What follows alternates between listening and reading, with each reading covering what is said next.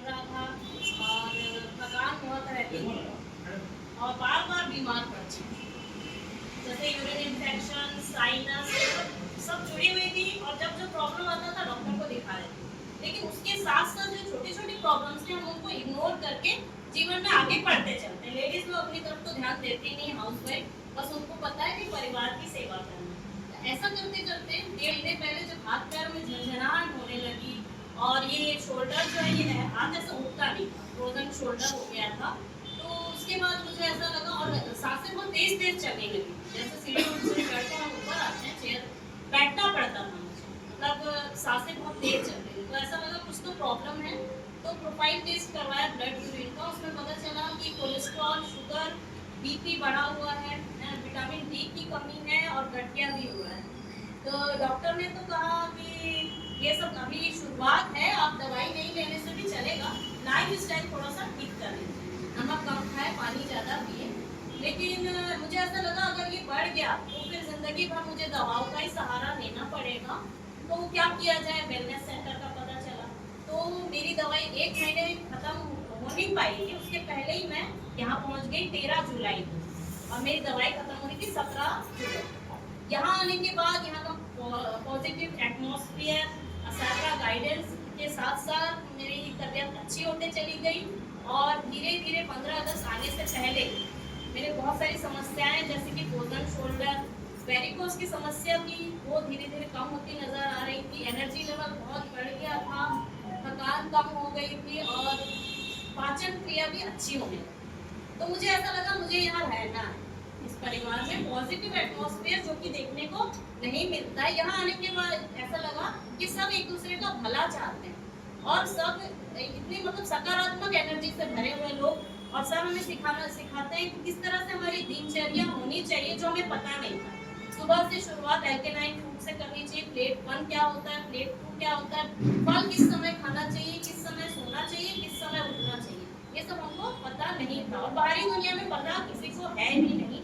तो इस सेहत की पाठशाला से जुड़े रहने का, हमारे परिवार में हम 3 लोग आते हैं, तो हमने विचार किया कि नहीं यहाँ जुड़े रहना है। और इसके बाद काफ़ी इम्प्रूवमेंट होता जा रहा है और इसके बाद मैं टेस्ट कराऊंगी 3 महीना होने के बाद, तब मुझे पता चलेगा शुगर और बीपी तो चलो नॉर्मल है, घर में मशीन है, हमने चेक कर लिया है, तीसरे दिन ही बीपी एकदम नॉर्मल हो गया, मतलब 100 और 135 था, वो 77 और 115 हो गया, तो वो तो नॉर्मल हो गया था।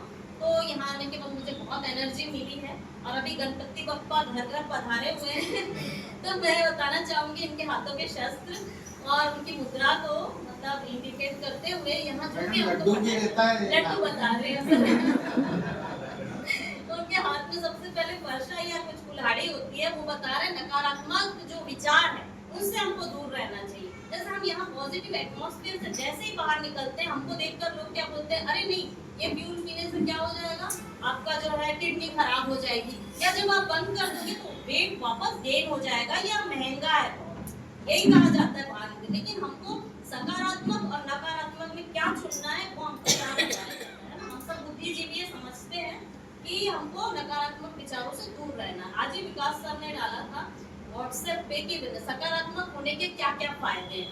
ठीक है, सकारात्मक होने से क्या होता है, हमारे अंदर ही ऐसा खुशनुमा महसूस होता है, हमारे अड़ोसी पड़ोसी हमसे सीख पाते हैं कि हाँ इनको देख के हमको भी पॉजिटिव होना है, समाज में भी हम एक अच्छा अपनी छाप छोड़ सकते हैं और एक अच्छा करने में समाज को अपना योगदान दे सकते हैं, सकारात्मकता ला सकते हैं। तो ये विकास सर ने आज बताया था, वरना हमारे सर सीनियर पोस्ट सर ने तो बताया था कि अमेरिका के अंदर एक टेस्ट हुआ था कि सुई के चुभाने से भी अगर विचार में नकारात्मकता है तो सुई का चुभाना भी ऐसा महसूस होता है जैसे सांप ने डस दिया और सच में उसकी मौत भी हो जाती है।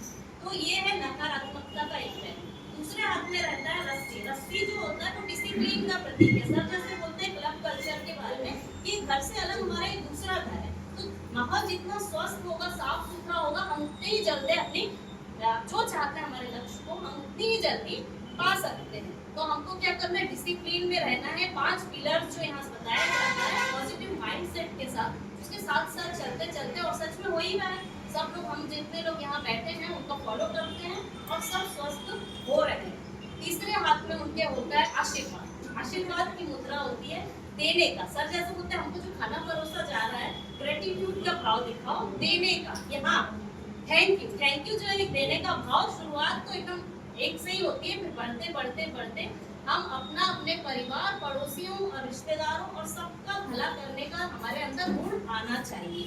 तो सर ये बोलते हैं कि देने काबिल बनो, सफलता खुद ही पीछे आएगी। आप ऐसे काबिल बन जाओ कि अपना परिवार का, देश का भला करो, तो सफलता खुद ही पीछे आएगी। आप खुद ही स्वस्थ हो जाओगे, पता भी नहीं चलेगा। इसके बाद चौथा उनके हाथ में होता है लड्डू। लड्डू मतलब सूक्ष्म रूप से अहंकार का प्रतीक है। तो वो लड्डू वो खाते नहीं गणपति जी, सिर्फ उनके हाथ में रखा है। तो हमको क्या करना है, अहंकार से दूर रहना। जैसे हमारी बॉडी अब हो गई है, शेप में आ गई है, हम स्वस्थ हो गए, तो हमें क्या, अड़ोसी पड़ोसी से क्या मतलब, ये अहंकार की भावना हमारे अंदर नहीं आनी चाहिए। बल्कि हमको ये सोचना चाहिए कोई व्यक्ति वो था जो हमको यहाँ लेकर आया था, अगर वो भी अहंकार में होता तो क्या हम पहुंच पाते यहाँ? नहीं। इसलिए हमको पॉजिटिव माइंड सेट के साथ कि होगा, सबकॉन्शियस माइंड को बार बार बोलना है कि होगा, हमको सबको स्वस्थ करना ही है।